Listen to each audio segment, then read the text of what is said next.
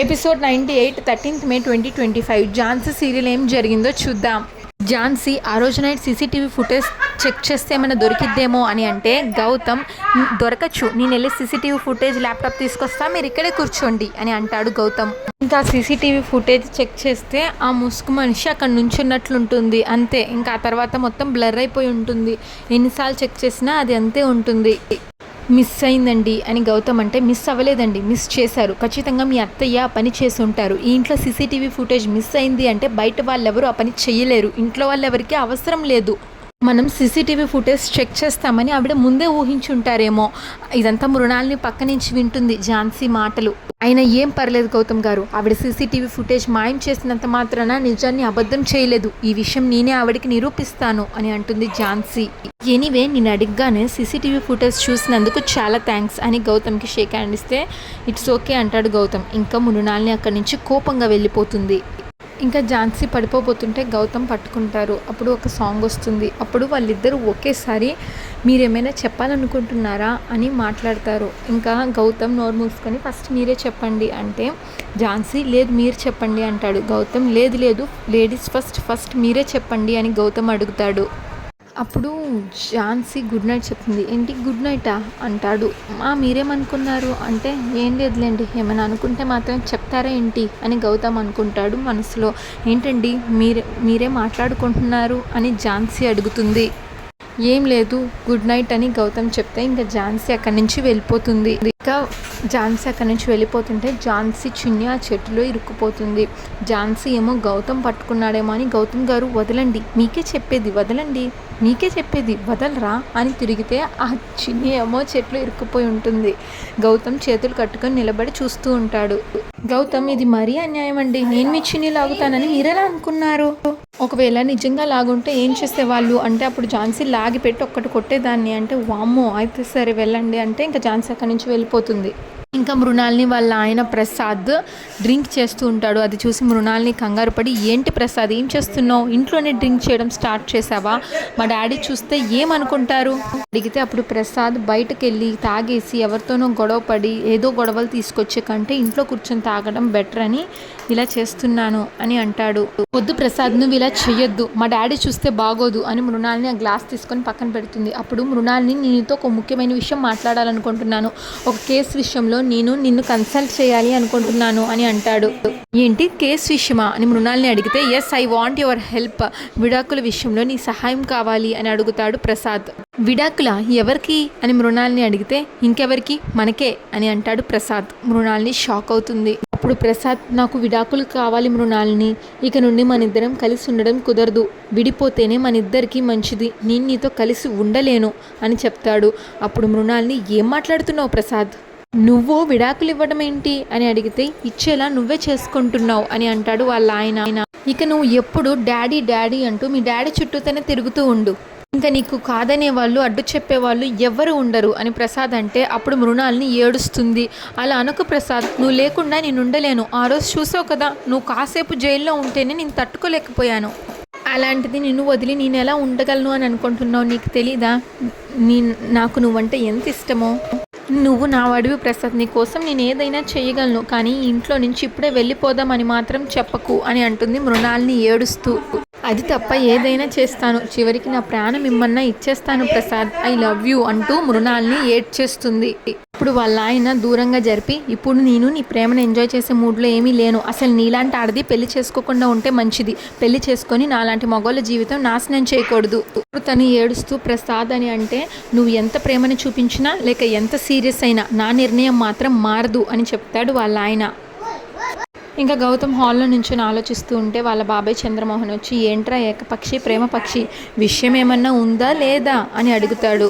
అప్పుడు అతను ఏంటి చివరికి నన్ను ఏకపక్షి ప్రేమ పక్షం చేస్తావన్నమాట అంటే మరి ఇంకేం చేయాలరా, ధైర్యంగా ఒక అడుగు ముందుకు వేసి నీ ప్రేమను చెప్పమంటే చెప్పవు, పోనీ ఆ అమ్మాయి అయినా చెప్తుందా అంటే అది చెప్పదు, ఇంకెలారా మీ ఇద్దరి మధ్య ప్రేమ కథ మొదలయ్యేది, ఆ కథ ముందుకెళ్ళేది అని అడుగుతాడు వాళ్ళ బాబాయ్. నువ్వేమో నేను చెప్పినప్పుడు చేసేసేటట్టే మాట్లాడతావు, తర్వాత చూస్తే ఏమీ ఉండదు అంటే అప్పుడు గౌతమ్ అంటే ఝాన్సీ ప్రస్తుతం కోర్టు కేసు అంటూ టెన్షన్లో ఉంటాయి కదా, ఇప్పుడు చెప్తే కాదంటే ఏ ప్రయోజనం ఉండదు అని అంటాడు. నా మీద ఉన్న మంచి ఒపీనియన్ కూడా పోవచ్చు కదా బాబాయ్, అందుకే చెప్పలేకపోతున్నాను అంటాడు గౌతమ్. వృత్తిలో ఉన్న టెన్షన్స్కి ఎమోషన్స్కి ముడిపెడతావేంట్రా, మీ ఇద్దరు ఎలాగో ఒకే దానిలో ట్రావెల్ చేస్తున్నారు, ఏదో ఒక మంచి సమయం చూసుకొని చెప్పేయిరా అని అంటాడు వాళ్ళ బాబాయ్. లవ్ కదా బాబాయ్, అందుకే ధైర్యం చేయలేకపోతున్నాను అని గౌతమ్ అంటే అప్పుడు వాళ్ళ బాబాయ్ నేను చెప్పేది కూడా అదేరా, ఇప్పుడు నువ్వు చెప్పకపోతే నీ లవ్ లైఫే ఉండదు అని అంటున్నా, సిచ్యువేషన్ దొరకకపోతే క్రియేట్ చేసుకో, అందుకే ఒక పెగ్ వేరే ఐడియాలన్నీ తనుకొస్తాయంటే నువ్వేమో వినవు అంటే సరే బాబాయ్ నువ్వు చెప్పింది కూడా ఫాలో అవుతాను, అయితే వెళ్ళి ఒక పెగ్ తీసుకురమ్మంటావా అని అడిగితే బాబాయ్ అంటాడు. అదేంట్రా అలా అంటావు, ఇప్పుడే కదా నువ్వు చెప్పింది ఫాలో అవుతాను అని అన్నావు, అందుకే ఒక సిప్ వేయిరా అంటాడు చంద్రమోహన్. అయినా ఇప్పుడు నువ్వు నాకు లవ్ గురువులా కనిపిస్తున్నావు అని అంటాడు గౌతమ్. అప్పుడు వాళ్ళ బాబాయ్ ఒరే ఎక్స్పీరియన్స్తో చెప్తున్నాను రా గౌతమ్, ప్రేమ విషయంలో అస్సలు లేట్ చేయకూడదురా, ఒకవేళ లేట్ చేస్తేవే అనుకో ఇంకెవరో వచ్చి మనకు కావాల్సిన వాళ్ళని తన్నుకుపోతారు, లేకపోతే ఎవరో వచ్చి నిన్నే తీసుకుపోవచ్చు అని అంటే అప్పుడు గౌతమ్ బాబాయ్ నీకు అప్పుడెప్పుడో ఒక లవ్ స్టోరీ ఉంది అని అన్నావు కదా, నువ్వు అప్పుడు వెంటనే చెప్పేసావా లేకపోతే లేట్ చేసావా అని అడిగితే అప్పుడు వాళ్ళ బాబాయ్ నేను నీలాగా లేట్ చేసేవాడిని కాదురా రే, దూసుకుపోయే టైప్, వెంటనే చెప్పేశాను రా అంటే గౌతమ్ అవునా ఎలా ప్రపోజ్ చేసావు బాబాయ్ అంటే అది ఒక వర్షం కురిసిన పగలు, వెంటనే మా చూపులు కలిసాయి, మనసులు కూడా కలిసాయి, కానీ మనసులో మాట బయటకు చెప్పుకోలేదు, కానీ ఆ రోజు ధైర్యం చేశాను. ఇంకా గులాబీ పువ్వు ఇచ్చి తను ప్రపోజ్ చేసిన విషయం చెప్తాడు చంద్రమోహన్. ఇంకా తను ప్రపోజ్ చేసిన సంగతి చెప్తూ ఉంటే వాళ్ళ ఆవిడ వెనకాలే వచ్చి మొత్తం వింటుంది. అప్పుడు గౌతమ్ సైగ చేస్తాడు వాళ్ళ ఆవిడ వచ్చిందని, అది అర్థం కాదు చంద్రమోహన్ ఏంటి అటు చూస్తున్నావు అని వెనక్కి తిరిగితే వాళ్ళ ఆవిడ ఉంటుంది. జాను ఎవరు అని అడుగుతుంది కోపంగా. అదే పద్మ ఈ ఫ్లవర్ నీకే, love you Padma love you, correct టైంకి వచ్చావు అంటే వాళ్ళ ఆవిడ పువ్వు తీసి పక్కన ఇస్తిరి కొడుతుంది. ఇప్పుడు పద్మ ఇంకా గొడవ పెట్టుకుంటుంది, ముందు ఆ జాను ఎవరితో చెప్పు అంటే జాను ఎవరు, జాను కాదు పద్మ అంటే పద్దు కాదు జాను అన్నావు, అది ఎవరితో నాకు చెప్పు అని గొడవ పెట్టుకుంటుంది. గౌతమ్ని చూసి గౌతమ్ నీకు తెలుసా అంటే నాకు తెలీదు పిన్ని అంటాడు గౌతమ్. పద్మ వాడిని అడుగుతావు ఎందుకే, వాడికేం తెలుసని అని చంద్ర అంటే అయితే నువ్వే చెప్పు అని గెలుతుంది. ఏమి నువ్వే సరిగ్గా విననట్టున్నావే, చెప్తున్నాను కదా, అరే గౌతమ్ నువ్వు వెళ్ళరా అని అక్కడి నుంచి వెళ్ళిపోతాడు చంద్రమోహన్. ఇంకా అక్కడి నుంచి వెళ్ళిపోగానే గౌతమ్ నవ్వుకుంటాడు, అయ్యో బాబాయ్ అడ్డంగా బుక్ అయ్యో అని అనుకుని నవ్వుకుంటాడు. ఇంకా ప్రియాంక 7 o'clockకి అలారం పెట్టుకుంటుంది. అలారం మోగంగానే అందులో గౌతమ్ ఫోటో వాల్పేపర్ కింద ఉంటుంది. గుడ్ మార్నింగ్ డార్లింగ్, అప్పుడే లేచావా, రాత్రి నీకు కబుర్లు చెప్పి ముచ్చట్లు చెప్పి లేటుగా పడుకున్నాను కదా, నాకైతే ఇంకాసేపు పడుకోవాలని ఉంది అని ప్రియాంక ఆ వాల్పేపర్తో మాట్లాడుకుంటుంది. మార్నింగ్ లెగ్స్ ఆ ఫోటోతో ఏంటో పిచ్చి పిచ్చిగా మాట్లాడుకుంటూ ఉంటుంది. ఏంటి అలా చూస్తున్నావు, తినేస్తావా నన్ను, నువ్వు అలా చూస్తుంటే ఎంత ముద్దు వస్తున్నావు అది ఇది అనుకుంటూ మాట్లాడుకుంటుంటే వాళ్ళ అన్నయ్య వస్తాడు అక్కడికి. గుడ్ మార్నింగ్ సిస్టర్, ఏం చేస్తున్నావు అంటే అప్పుడు సెన్స్ లేదా, రూమ్లోకి వచ్చే ముందు డోర్ నాక్ చేసి రావాలని తెలీదా అంటే ఏంటి కొత్తగా రూల్స్ పెడుతున్నావు అంటే ఇంతకు ముందంటే నేను ఒక్కదాన్నే కానీ ఇప్పుడు ఇద్దరం. అప్పుడు వాళ్ళ తమ్ముడు అబ్బో ఆలు లేదు సూలు లేదు, కొడుకు పేరేమో సోమలింగం అన్నట్లు నీ పిచ్చి పరాకాష్ఠకు చేరినట్లుంది అని అంటాడు. పిచ్చి కాదు బ్రో ప్రేమ అంటే అబ్బో ఎంతవరకు వచ్చిందేంటి మీ లవ్ స్టోరీ అని వాళ్ళ తమ్ముడు అడిగితే ఎల్బీ నగర్ నుంచి మియాపూర్ వరకు వచ్చింది అంటుంది ప్రియాంక. అయితే బాగా నడుస్తుందన్నమాట అని వాళ్ళ తమ్ముడు అడిగితే నడవడం కాదు మెట్రో స్పీడ్లో పరిగెడుతుంది, కాకపోతే అబ్బాయి గారు కొంచెం టఫ్గా ఉన్నాడు, రెస్పాండ్ అవ్వట్లేదు, దేనికి ఎక్సైట్ అవ్వట్లేదు. ఇప్పుడు వాళ్ళ తమ్ముడు నువ్వు ఇలా రూమ్లోనే ఉంటూ కలల కంటే ఎలా ఎక్సైట్ అవుతాడు, ఏదో ఒకటి చెయ్యాలి కదా అని అడుగుతాడు. నేను చేయాల్సిందల్లా చేస్తూనే ఉన్నాను బ్రో, మొన్న తనకి ఇష్టమైన ఫుడ్ ఐటమ్స్ ఏంటో కనుక్కొని సరాసరి పోలీస్ స్టేషన్కే భోజనం పంపించాను అంటే వాళ్ళ తమ్ముడు అవునా ఇదంతా ఎప్పుడు చేసావు అని అడుగుతాడు. నేను చేశానులే, నిన్నేమో తన ఫోటోని స్కెచ్ వేసి ఇచ్చాను అంటే వాళ్ళ తమ్ముడు షాక్ అవుతాడు. అవునా నువ్వే డైరెక్ట్గా వెళ్ళి ఇచ్చావా అని వాళ్ళ తమ్ముడు అడిగితే డైరెక్ట్గా ఇస్తే కిక్ ఏముంటుంది బ్రో, కొంచెం దాగుడు మూతలు ఆడితేనే కదా కిక్ ఉండేది అంటే అవునా జాగ్రత్త మరీ ఎక్కువగా దాగుడు మూతలు ఆడకే, నీ మీద విరక్తి వచ్చినా వచ్చేస్తుంది అని అంటే బ్రో అంటే ఇంతకీ నువ్వు లవ్ చేస్తున్న విషయం తనకి తెలుసా అని అడుగుతాడు వాళ్ళ తమ్ముడు. లేదు అని చెప్తే ప్రియాంక అప్పుడు వాళ్ళ తమ్ముడు మరి డైరెక్ట్గా ప్రపోజ్ చేసే ప్లాన్స్ ఏమైనా ఉన్నాయా లేదా అని అడుగుతాడు. లేకపోతే నీ ప్రేమని తనకి తెలిపే వేరే ప్లాన్స్ ఏమన్నా ఉన్నాయా అని వాళ్ళ తమ్ముడు అడిగితే అప్పుడు ప్రియాంక అదే ప్రపోజ్ చేసి ఫ్యామిలీని తీసుకెళ్దామా లేక ఫ్యామిలీని తీసుకెళ్ళి ఆ తర్వాత ప్రపోజ్ చేద్దామా అని ఆలోచిస్తున్నా అంటే వాళ్ళ తమ్ముడు చించు బాగా ఆలోచించు, any have all the best for your love story అని చెప్తాడు. త్వరగా నీ ప్రేమ కొలిక్కి రావాలని 50 మంది ప్రజానికం తరపున నీకు నా బ్లెస్సింగ్స్ అని చెప్తే థ్యాంక్ యూ బ్రో అంటుంది ప్రియాంక.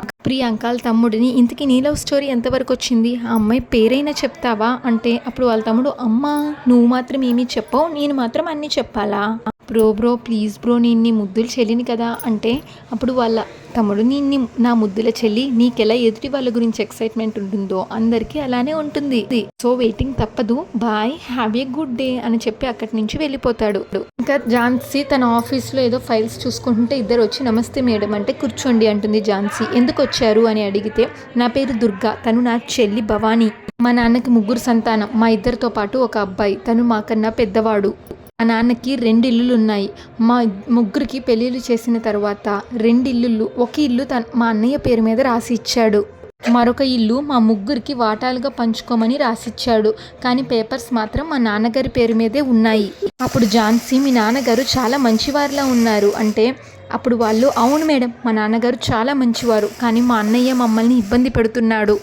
ఏమైంది అని ఝాన్సీ అడిగితే మా నాన్నగారు 10 ఏళ్ల క్రితం చనిపోయారు, మా నాన్నగారు చనిపోయిన 5 ఏళ్ల తర్వాత ఇంటి ముందు నుంచి హైవే రోడ్డు శాంక్షన్ అయింది, ఒక్కసారిగా అక్కడున్న స్థలం రేట్లు ఇళ్ల రేట్లు చాలా పెరిగిపోయాయి, మా అన్నయ్య మాకు చెప్పకుండా ఆ ఇంటిని తన పేరు మీద రిజిస్ట్రేషన్ చేయించుకున్నాడు చెప్తే ఝాన్సీ అదేలాగా సాధ్యం, మీ అమ్మగారు సంతకం పెడితేనే కదా రిజిస్టర్ అయ్యేది అని ఝాన్సీ అడిగితే అప్పుడు మా అమ్మ మా అన్నయ్య దగ్గరే ఉండేది, మా అమ్మకి మాయ మాటలు చెప్పి తనతో సంతకం చేయించుకున్నాడు, మా నాన్న రాసిచ్చిన కాగితం ఇదే మేడం అని ఝాన్సీకి ఇస్తారు పేపర్స్.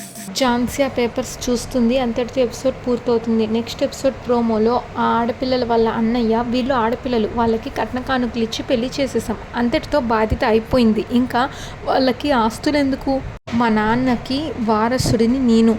అప్పుడు ఝాన్సీ అలా నువ్వు అనుకుంటే సరిపోదు, ఒకటి ఈ ఇల్లు అమ్మేసి దాన్ని వాళ్ళకి ఇవ్వాల్సిన వాటా వాళ్ళకి ఇచ్చేయి, లేదంటే ఈ ఇంటిని 3 పేరు మీదకి ట్రాన్స్ఫర్ చేయి అని అంటే అప్పుడు అతను ఏంటి బెదిరిస్తున్నారా అని అడుగుతాడు ఝాన్సీని. మీరు లాయర్ అయినంత మాత్రాన మీకు బెదిరిపోయి మీరు చెప్పింది అలా చెయ్యాలా ఏంటి అని అడిగితే గౌతమ్ గారు అంటే అప్పుడే పోలీస్ వస్తాడు. ఝాన్సీ సీరియల్ రెగ్యులర్ ఎపిసోడ్ కోసం మా ఛానల్ని సబ్స్క్రైబ్ చేసుకోండి. ఈ ఎపిసోడ్ పైన మీ అభిప్రాయాన్ని తప్పకుండా కామెంట్ చేయండి. Thanks for watching.